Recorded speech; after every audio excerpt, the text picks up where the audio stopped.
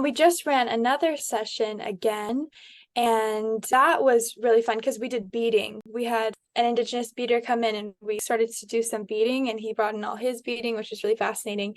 And then we had our participant bring in a text on it was a Kuya text actually on palms, on native palms, which are a huge symbol in our culture because we live in a desert, and so water is life, and wherever the palms are, there's water, and they're very integral in our story. So it's very interesting to see, and very, I think, nice to acknowledge the plants and hear their story. So it was amazing. And also this week we've gotten to see everyone's really appreciating the process of pretext and saying that they really that it's seen an Indigenous approach and all the knowledge that they're getting from the process themselves. We started to see a lot of people acknowledging that last week and again this week. And I'll pass it to Isabella if she wants to add anything. Thank you, Sophia. Yeah, I think Sophia wrapped it up very well. We have been getting a lot of really positive feedback about the democratic process of pretext. People really like that we're bringing in other people to lead. I think it's different from other workshop models that they've had at the center that we're partnering with. So that's really good to hear. Like Sophia mentioned, the last two times, second to last time we did concrete poetry, and that was really interesting with the fortune teller and then writing the poem on the different flaps based on the text, because one of the participants reflected that it was almost like we're kind of finding a different way to read, a different way to explain, a different way to use our brain to show our connections to the text and things like that.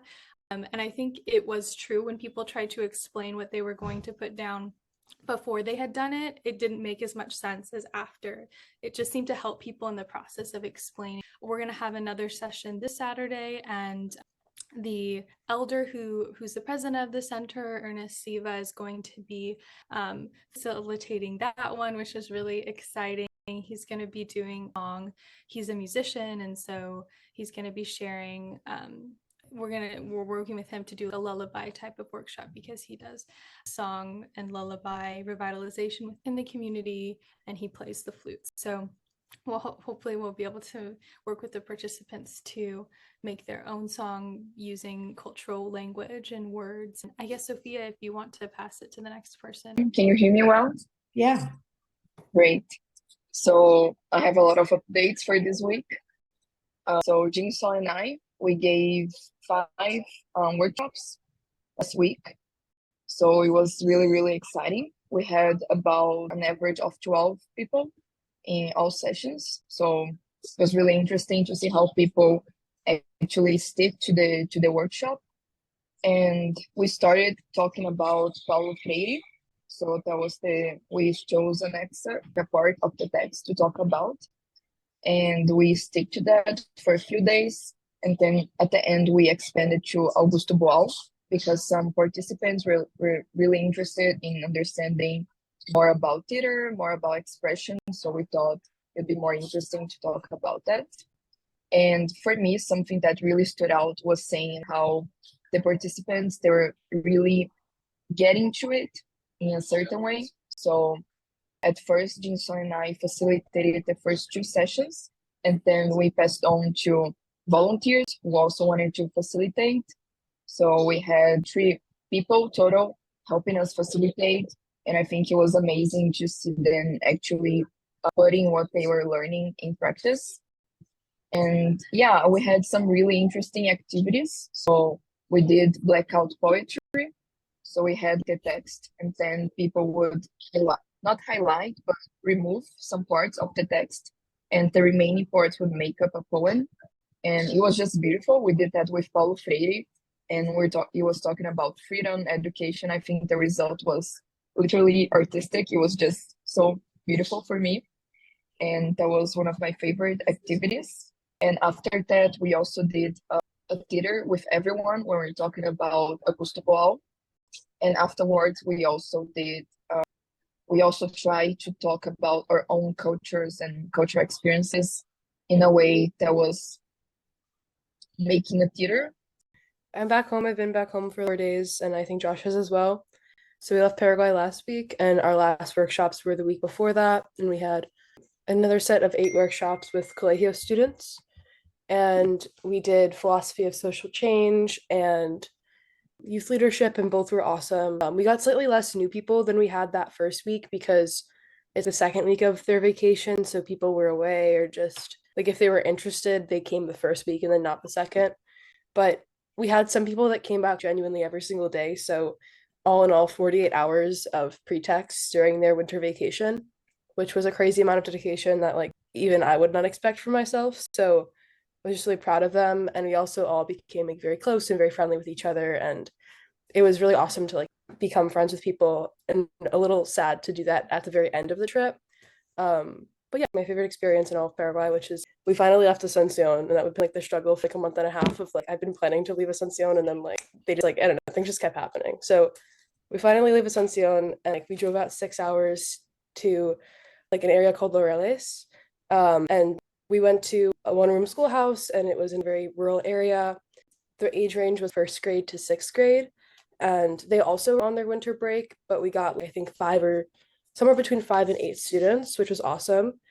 And I think the oldest was 12 and the youngest was kind of like 6 or 7. And only 3 of them could actually like read because in more rural areas of Paraguay, more and more people speak more and more Guarani and less like Castellano Spanish. And so what they're teaching them in school is Castellano Spanish, whereas in Asuncion, your foreign language is going to be English because you'll already know Castellano Spanish. Um, and so it was an interesting challenge in the workshop that we knew more Spanish than the students, because the challenge in other workshops had been that I knew a lot less Spanish than the students. And so the teacher was really awesome. We also got a chance to interview him. And I think Jose Molinas is going to send Doris the interview so that it can kind of get published somewhere, or so that you can use it for your research. But he was very cool, and he helped us translate everything into Guarani. And so through that, we learned a little bit more Guarani. And yeah, I think it's the kind of thing where I hope that the awesome facilitators that we have in Asuncion will want to go back and do more of that, because there's so many different areas in Paraguay that would benefit from having more pretext workshops. Isabella. I think one of the things that was really interesting to me too was the way that you were working with multiple different languages, and then you use the text in 2 different languages for the group. And that was something that one of the participants brought up in one of our earlier sessions in one of the question rounds, was because we were working with a story that was basically a documented interview done with an indigenous elder in the 1930s, but he was speaking in English, not in his native language. And so we were trying to understand the text, but then also understand this is also not his first language, and the oral tradition with the way that stories are told really different than you would tell a story in English with the Western structure.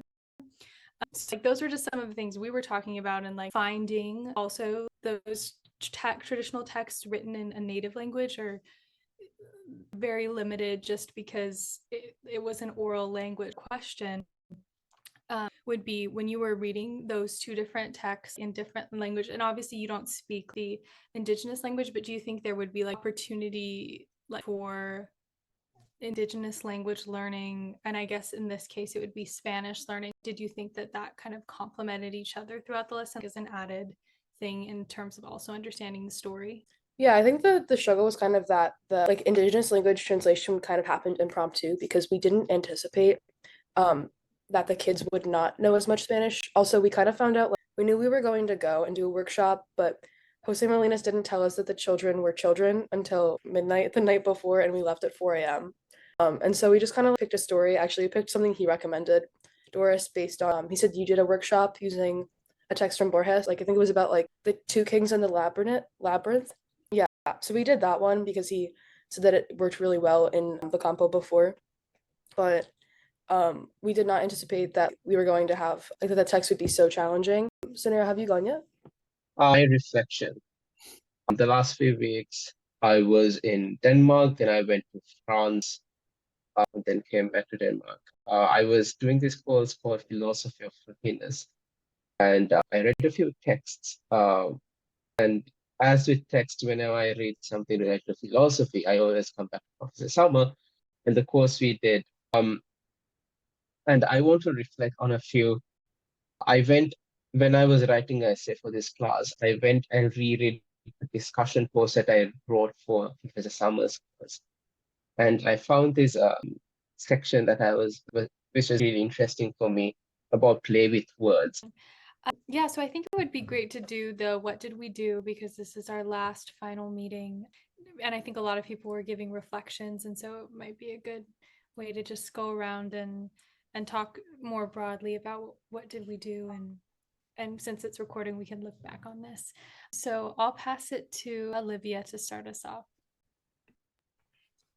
So I spent 2 months in Paraguay, which is a place I had never previously been before, and I was challenged in a lot of ways, and I think that they were all really good challenges, and I hope that I accepted the challenges in a welcoming way and did as much as I could to learn more Spanish and to learn more about a culture that I was not familiar with. I was very privileged to work with many different communities, and as someone who wants to be an educator, that's really important to me, the opportunity to work with all different types of people and to see what works and to see what doesn't. I got to work with native Spanish speakers, the deaf community. I learned some sign language. I got to work with indigenous youth. I worked with educators and high school students and just, a crazy variety. And we talked about things that I think are important themes universally, but I also think that we did a very good job of letting the people tell us what the themes were going to be. And so I've learned so much more about, what the feminism and prison abolition and theories of social change that I care a lot about in the US. I got to learn about what these things all look like from the Paraguayan perspective. And so, yeah, I think it was just a really awesome experience, and I'm excited to do more pretexts in the future. And I will pass to Emma for what did you do? Yeah, so this summer I've been doing humanities research, not directly related to pretext, but I really enjoyed hearing about your guys' pretext journeys this summer, just because I think you guys have been able to get a lot richer of an experience than I was when this was virtual. So it's just been really powerful to see what can this pedagogy actually do in the form that it's supposed to run in, which in person with materials in this like messy cross-cultural way. Yeah, and I'll pass it to Sanera. This summer I was studying abroad in Denmark and went to Amsterdam and France. I took 3 courses. One was a social change and active citizenship. The second one was psychology of human sexuality. The third one was philosophy of happiness. So it was a mix. But then in reflection, connect pretext, something that I realized was what I really enjoyed in these courses was things embodied by the pretext pedagogy itself. One is democratizing a feeling of community, that everyone speaks, that everyone is included. Thank you, Sunera. And well, I think my experience has been a little bit different in terms of pretext work. Exactly. I think it was a little bit more compressed than other people. And I wish we had the opportunity to do more work in that sense. But I'm very happy and proud of the work we've done here. And yeah, I learned a lot, and it was really interesting to see how Jinso and I were growing along with the other participants. So everyone was learning together, and that was very enriching to me. And I think aside from that, I was very happy to contribute with the institute. I was working here, so helping them with other things. We also had a conference for 1 week, and I learned a lot about things that I'm also interested in. Thank you, Sophia. Yeah, it's been really rewarding hearing what everybody has to say, and especially this idea of language and the idea of when you bring 2 languages together, they can both learn each other's different language. And in that way, the idea of revitalizing Indigenous culture in educational and learning structure is something that's really amazing to think about, especially with the work me and Isabella are doing, and this idea that if we can start and work to revitalize the Kuya language, what that would mean to the people and what that would mean to the way that we look at the world.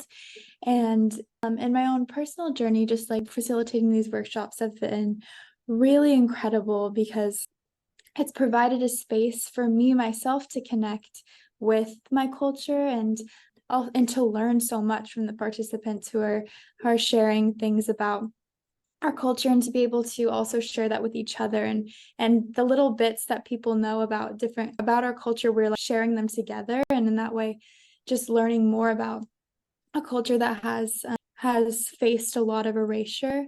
And I think that has been something that I always want to continue to do that work, and it's really fulfilling and rewarding, and I'm really grateful to have been able to do that and continue to do that. And I'll pass it to Isabel. Thank you. I think I learned so much over this summer as stepping into that role as facilitator, educator, kind of a newer role for me.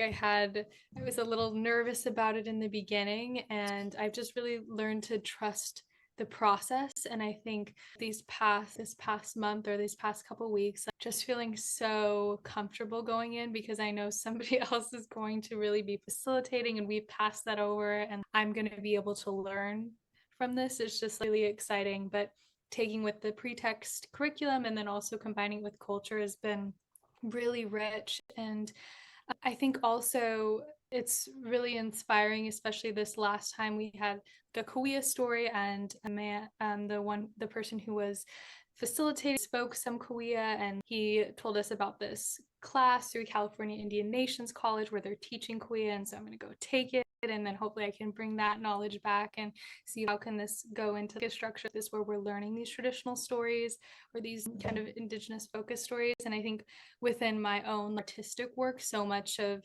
what I create is based on the knowledge that these ancient stories have, and thinking about how to decolonize that Western story structure. And I think so that's just selfishly, it's been invaluable to be able to listen to the different stories people are bringing in, and also just the way that the curriculum is set up, asking the text questions, engaging in a dialogue is something that kind of shifted the way that I think about reading and learning, and also helped me engage in conversations with people that I don't think I would have been able to otherwise. And I wouldn't know how to ask such deep questions and get their deep answers just in a regular setting. And so to have that kind of knowledge transmission, and to have, we had youth and we had really old people, and that intergenerational knowledge transfer, I think it was really suited to this process.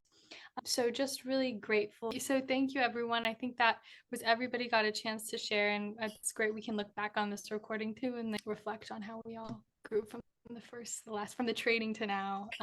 Big difference. So thank you, everyone. That's all for me. We get like a round of applause for everybody that participated this summer, and for the great interns who made it all possible to meet.